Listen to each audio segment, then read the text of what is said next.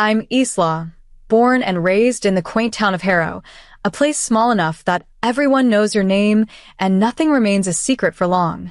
After high school, I ventured off to college, and soon after graduation, I plunged headfirst into the retail industry. My passion wasn't just in selling products. It was specifically in lingerie. Driven by this passion, I worked tirelessly and eventually became the owner of a chain of lingerie furniture ranging from cozy shops to upscale furniture. I dedicated my life to my work, and I excelled at it. However, despite my professional success, I couldn't shake off the feeling that something was missing in my life. That's when Henry entered the scene. It all started with a simple ping, a friend request from a man clad in a sharp suit with an even sharper gaze, according to his profile picture. Curiosity piqued. I accepted his request and soon discovered he was a lawyer, which explained the fancy suit. Henry first reached out one evening while I was busy with my accounts, with a message as simple as it was intriguing. His subsequent texts were filled with wit, and he had a knack for making me laugh after long, tiring days. Our conversations ranged from silly topics, like terrible pickup lines, to deeper, more meaningful exchanges. His humor was a perfect match for mine, making our chats a highlight of my day. One night, he suggested we meet in person for a casual coffee to match faces to our messages. The first time we met was at a favorite local cafe of mine, known for its strong coffee. Henry was even more impressive in person than his professional profile had suggested. The connection was immediate. We talked for hours about everything from business to personal dreams, and Henry was genuinely interested in all I had to say. After a year of getting to know each other, Henry decided to take our relationship to the next level. On a chilly evening, as I was locking up one of my stores, he appeared unexpectedly. His breath visible in the cold air, he nervously presented a small, elegant box. His eyes were earnest as he began to speak, clearly nervous about what he was about to say. We had been thriving together, just you and me. Recently, it occurred to me that perhaps it's time we considered making our relationship permanent. As I stood there with the keys to the store still in my hand, Henry, with that irresistible lopsided smile that always sent my heart racing, popped the question. Isla, marry me. Let's stop beating around the bush. I want you by my side forever. My heart hammered in my chest, overwhelmed by a whirlwind of emotions. Marriage. Was I truly ready? Yet, as I gazed into his sincere eyes, everything felt perfectly aligned. Yes, I whispered, a mixture of excitement and nervousness in my voice. Yes, I'll marry you. However, Henry's expression shifted to a more serious tone. There's something else we need to discuss, he said, the word prenup pouring over me like a cold shower. Really, Henry? Is that necessary? He quickly tried to reassure me, gripping my hands gently to calm my shaking. Isla, it's not about trust. It's practical, especially given my career as a lawyer. I've witnessed too many difficult separations not to be cautious. It's really about protection for both of us. What kind of protection are we talking about here? I inquired, a blend of curiosity and worry in my voice. Henry retrieved some documents from his briefcase. It's simple. If either of us strays, the cheater forfeits their assets to the other. It's straightforward and fair. You know I would never betray you, Isla. This is just a precaution. Taking a deep breath, I tried to absorb everything. The romantic proposal now intertwined with the reality of legal considerations. It wasn't the engagement scenario I had envisioned. But life with Henry was full of surprises, and perhaps this was just another unique chapter. Looking at the papers then back at him, I saw his genuine earnestness. All right, I'll consider it. But just so we're clear, Henry, I don't plan on ever giving you a reason to use this against me. That's all I'm asking, he replied, visibly relieved. We celebrated that night at a quaint restaurant, the atmosphere perfect, the food exquisite, and Henry's charm making me momentarily forget the complexities of our conversation. As we walked under the stars later that evening, Henry drew me close. You know I love you, right? No document can change that. I rested my head against his chest. I know, Henry. I love you too. Let's just make sure this prenup doesn't come between us. Okay? He kissed my forehead. It won't. Promise. A few days later, after consulting with my own lawyer, I signed the prenup. It felt strange to sign something so focused on the potential end of our relationship when it had barely begun.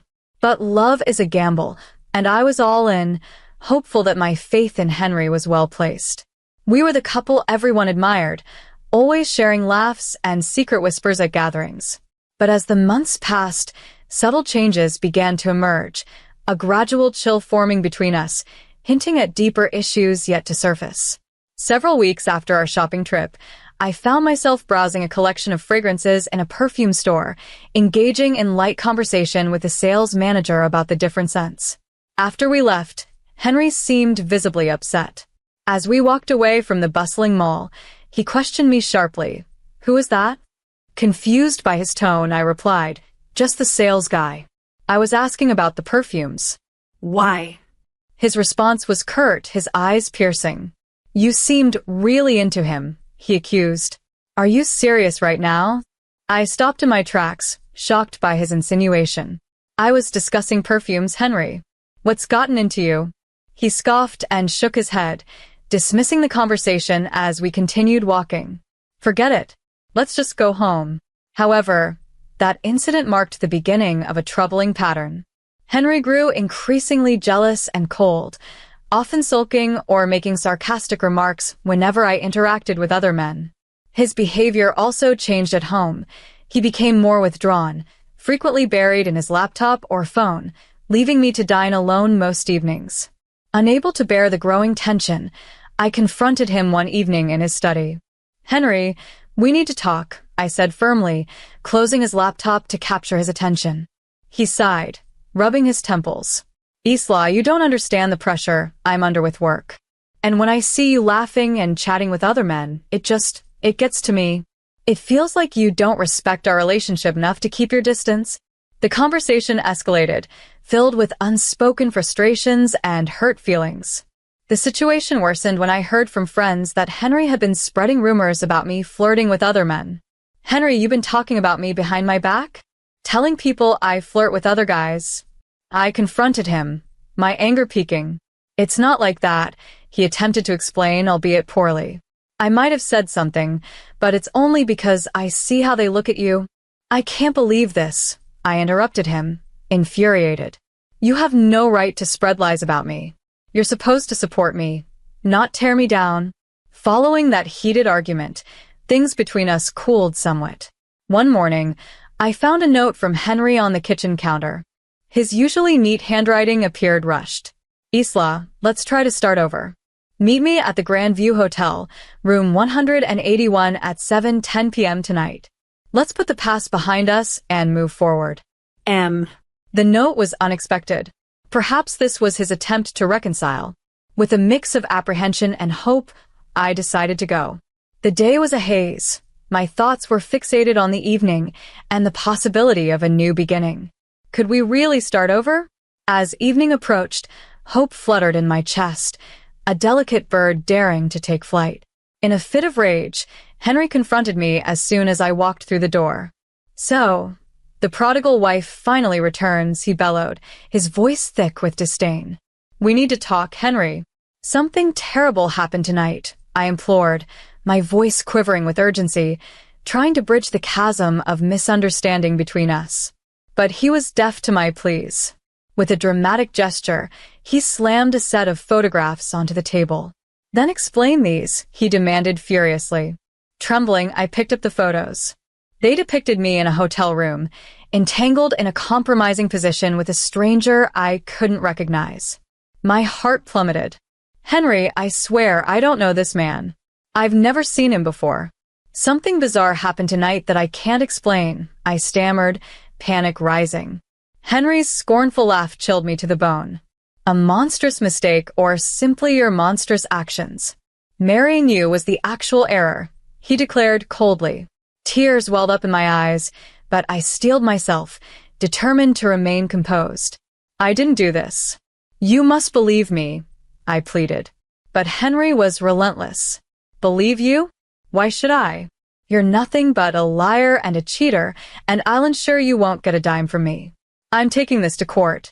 I will take everything," He vowed venomously, grabbing his pre-packed suitcase and leaving with one last venomous look, slamming the door behind him, the sound echoing through the empty house. Devastated, I collapsed onto the sofa, my body racked with sobs as a throbbing pain consumed my head, blurring my thoughts. It was more than a headache. It was as if a fog had descended over my brain, making the events of the night seem hazy and disjointed. Then it struck me, the wine. I had had just one glass, but the overwhelming dizziness and blackout were inexplicable, too severe for such a small amount. Desperate for answers, I called my friend Riley, a nurse. "Riley, something's wrong." I had one glass of wine, and then everything went dark. I woke up hours later, and now Henry has these photos. "It doesn't make sense," I explained hastily. After a moment, Riley responded, "Isla, it sounds like you might have been drugged. You need to go to a hospital or a lab and get tested immediately. Tell them everything, especially about the wine and your symptoms." I drove to the lab in a daze, my mind racing to piece together the fragments of the evening. At the lab, I relayed my ordeal to the technician, who solemnly took several vials of blood for testing. Days later, a heavy letter from Henry landed with a thud on my doorstep. My hands shook as I opened it. My fears were confirmed. The letter, filled with cold, formal language, stated that Henry was suing me for infidelity, aiming to strip me of everything based on our prenuptial agreement. The trial was set for a month from now. Panicked, I called my lawyer, Jacob. "Isla, come to my office. We need to strategize," he said, his voice a small comfort amid the turmoil. I drove to Jacob's office, my mind teeming with every possible scenario, each more daunting than the last. As I pulled into the parking lot, my resolve hardened. I had to fight back. In the familiar presence of Henry, I noticed him walking with a young man, the same individual from the photographs that had been used against me. Instinctively, I reached for my phone and began recording their interaction. I captured them exchanging an envelope, which the young man quickly concealed inside his Wyatt. A rush of adrenaline surged through me as I grasped the potential importance of what I had just recorded. At Jacob's office, I shared the video. His reaction was immediate, his eyebrows raised in alarm as he watched the secretive exchange. "This is significant, Isla. It looks highly suspicious. I think it's time we involve a senior investigator," Jacob suggested. Promptly, Jacob contacted his friend Wyatt, an experienced senior investigator, who agreed to take on the case. Wyatt wasted no time, following the young man and investigating his background. Within days, Wyatt summoned us to his office with an update. "I've spoken to the young man," Wyatt began, his tone grave. He revealed that he was an actor down on his luck, hired by my husband to impersonate someone close to me. He even disclosed that my husband had orchestrated everything, including drugging me. While we were discussing, an email notification sounded on my phone. It was the results of my recent blood test. Opening the attachment, my heart skipped a beat as I read the results. Positive for a potent sedative, confirming Wyatt's findings. I handed my phone to Jacob, who read the results and looked up, his expression firming with determination. "Isla, this is the evidence we need. Not only can we defend you with this, but we can also confront Henry effectively," he declared, suggesting we keep everything confidential until the court date to catch Henry off guard. A week had passed since the incident, and I was back at my lingerie store, trying to distract myself from the impending court date. It was a typical afternoon until Henry appeared, introducing me to Nova, his new fiancée. He boasted about their engagement, though his smile didn't quite reach his eyes. Nova, appearing too young and perhaps naive about Henry's true nature, looked at me with a blend of curiosity and skepticism. Henry couldn't resist provoking me, claiming he would soon take ownership of my store. Nova observed all this with growing doubt. Despite wanting to warn her, I remembered Jacob's advice to remain silent until the hearing, so I simply offered a restrained smile and retorted, "We'll see what the judge decides, Henry." The court date arrived sooner than expected. The courtroom was filled with a tense atmosphere as Henry, representing himself, adjusted his tie confidently, ready to make his opening statement. "Ladies and gentlemen," he started, his voice steady and convincing, Today you will witness the true character of a woman. Henry, who stood before the court, accused his wife Isla of not only violating their marriage vows but also attempting to undermine the integrity of their household with her deceitful actions. As he presented the photographs on the screen behind him, the courtroom buzzed with whispers. He claimed that Isla had betrayed her commitment to fidelity, showcasing images from a hotel room that left the audience murmuring. For several agonizing months, Henry had endured the torment of suspecting Isla's unfaithfulness. The photographic evidence, now displayed, confirmed his deepest fears. He paused dramatically, allowing the gravity of his revelations to impact the listeners. Approaching where I was seated, his gaze fixed on me, Henry argued that Isla portrayed herself as an innocent victim trapped by unfortunate circumstances. However, his scathing tone and carefully chosen words painted a different picture. He argued emphatically that Isla was not a victim, but the architect of the collapse of their marriage. His performance was calculated, with strategic pauses and pointed looks at the judge, each sentence delivered with the precision of a seasoned attorney. He asserted that Isla's actions had not only damaged their marriage irreparably, but had also eroded the foundational trust that sustains any relationship. As Henry's speech reached its dramatic climax, he made a fervent appeal for justice. In contrast, lawyer Jacob, representing Isla, stood with a composed demeanor, his briefcase containing the evidence that would vindicate Isla. Addressing the court with a firm and authoritative voice, Jacob shifted the narrative. He defended Isla's honor and exposed a pattern of deception by her husband, Henry. As he gestured toward the back of the courtroom, an actor, hired by Henry, entered, causing a ripple among the spectators. Jacob invited the actor to recount his involvement, and with noticeable nervousness, the young man confessed to being hired for a role he initially thought was a mere prank. His shaky admission added a significant twist to the unfolding drama in the courtroom. I hadn't fully grasped the gravity of the situation unfolding until Jacob solemnly presented the blood test results in court. These results confirmed that Isla had been incapacitated without her consent, drugged by substances she was unaware of consuming. The courtroom buzzed with murmurs as everyone began to understand the severity of the allegations. Jacob, with a stern tone, then explained that this was not the first instance of Mr. Clark using such underhanded tactics. He meticulously detailed evidence from Henry's previous marriages, showing a pattern of behavior that had consistently led to his financial gain at the expense of his ex-wives. As Jacob wrapped up his arguments, the evidence's impact was unmistakable. He requested the court not only dismiss the fraudulent claims against Isla but also grant her fair compensation for the hardships she had endured. The judge considered the presented evidence thoughtfully before announcing her verdict, siding with Isla. The prenuptial agreement was voided. I felt a rush of relief, my eyes welling up with tears, not just from the legal victory, but from the clear vindication Isla received.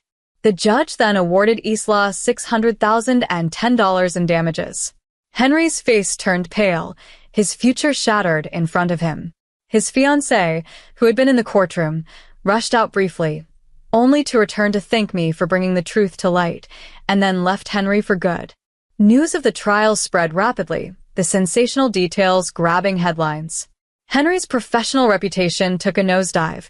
He lost his license to practice law.